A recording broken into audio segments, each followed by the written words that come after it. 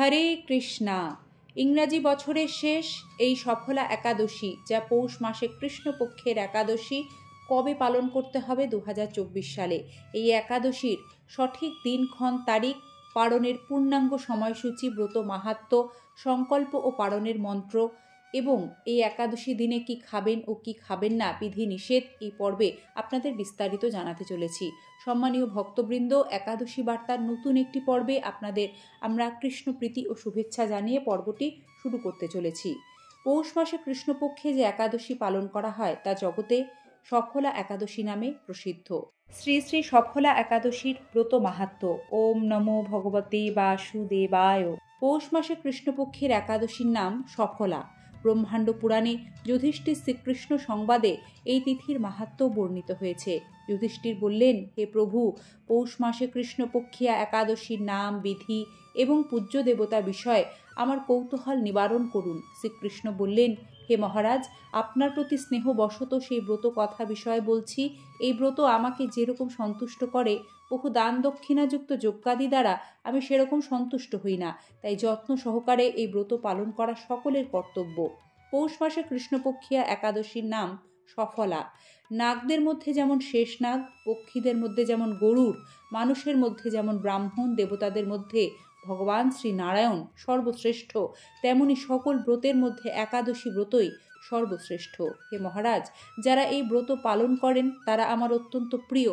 তাদের এ জগতে ধনলাভ ও পরজগতে মুক্তি লাভ হয়। হাজার হাজার বছর তপস্যায় যে ফল লাভ হয় না, একমাত্র সফলা একাদশীতে রাত্রি জাগরণের ফলে তা অনায়াসে প্রাপ্ত হওয়া যায়। মহিষ্মথ নামে এক রাজা প্রসিদ্ধ চম্পাবতী নগরে বাস করতেন। রাজার 4 জন পুত্র ছিল, কিন্তু তার জ্যেষ্ঠ পুত্র লুম্ভক সর্বদা পরস্ত্রী গমন, মদ্যপান প্রভৃতি অসৎ কার্যে লিপ্ত ছিল। সে সর্বক্ষণ ব্রাহ্মণ, বৈষ্ণব ও দেবতাদের নিন্দা করত। পুত্রের এই আচরণে ক্ষুব্ধ হয়ে রাজা তাকে রাজ্য থেকে বিতাড়িত করলেন। স্ত্রী, পুত্র, পিতা, মাতা, আত্মীয় স্বজন পরিত্যক্ত হয়ে সে এক গভীর বনে প্রবেশ করল। সেখানে কখনো জীব হত্যা, আবার কখনো চুরি করে জীবন ধারণ করতে লাগলো। কিছুদিন পরে একদিন সে নগরে প্রহরীদের কাছে ধরা পড়ল, কিন্তু রাজপুত্র বলে সে অপরাধ থেকে সে মুক্তি পেল। পুনরায় সে বনে ফিরে গিয়ে জীব হত্যা ও ফলমূল আহার করে দিন যাপন করতে লাগলো। ওই বনে বহু বছরের পুরনো একটি বিশাল অশ্বত্থ বৃক্ষ ছিল। সেখানে ভগবান শ্রী বাসুদেব বিরাজমান বলে বৃক্ষটি দেবত্ব প্রাপ্ত হয়েছে। সেই বৃক্ষতলে পাপবুদ্ধি লুম্ভক বাস করত। বহুদিন পর তার পূর্বজন্মের কোনো পুণ্য ফলে সে পৌষ মাসের দশমী দিনে কেবল ফল আহারে দিন অতিবাহিত করল। কিন্তু রাত্রিতে অসহ্য শীতের প্রকোপে সে মৃতপ্রায় হয়ে রাত্রি যাপন করল। পরদিন সূর্যোদয় হলেও সে অচেতন হয়েই পড়ে রইল। দুপুরের দিকে তার চেতনা ফিরল। ক্ষুধা নিবারণের জন্য সে অতি কষ্টে কিছু ফল সংগ্রহ করল। এরপর সে বৃক্ষতলে এসে পুনরায় বিশ্রাম করতে থাকল। রাত্রিতে খাদ্যাভাবে সে দুর্বল হয়ে পড়ল। লুম্ভক তখন তার প্রাণ রক্ষার্থে ঈশ্বরের উদ্দেশ্যে ফলগুলি নিয়ে, হে ভগবান, আমার কি গতি হবে বলে অশ্রুপাত করতে করতে সেই বৃক্ষমূলে, হে লক্ষ্মীপতি নারায়ণ, আপনি প্রসন্ন হন বলে নিবেদন করল।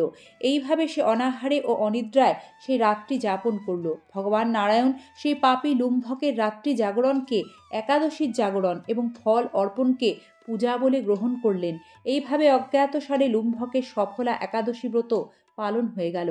প্রাতঃকালে আকাশে দৈববাণী হলো, হে পুত্র, তুমি সফলা ব্রতের পুণ্য প্রভাবে রাজ্যপ্রাপ্ত হবে।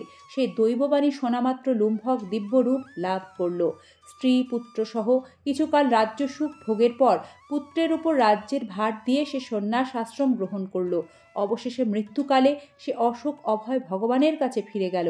হে মহারাজ, এভাবে সফলা একাদশী যিনি নিষ্ঠা ভরে পালন করেন, তিনি জাগতিক সুখ ও পরে মুক্তি লাভ করেন। এই ব্রতে যারা শ্রদ্ধাশীল তাঁরাই ধন্য, তাদের জন্ম সার্থক, এতে কোনো সন্দেহ নেই।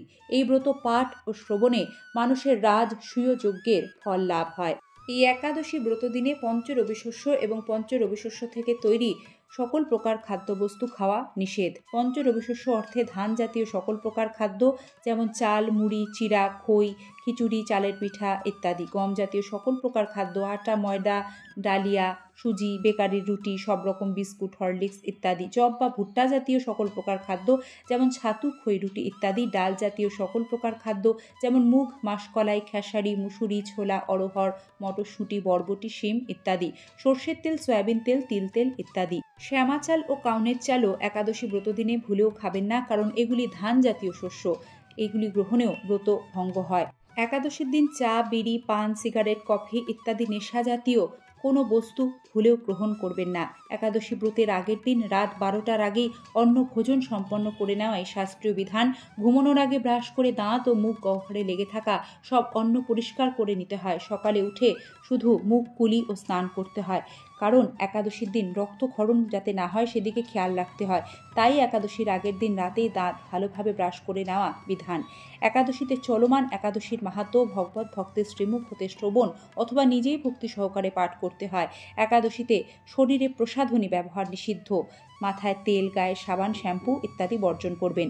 একাদশীতে ক্ষৌরকর্ম নিষিদ্ধ, অর্থাৎ নখ কাটা, চুল কাটা, দাড়ি কাটা।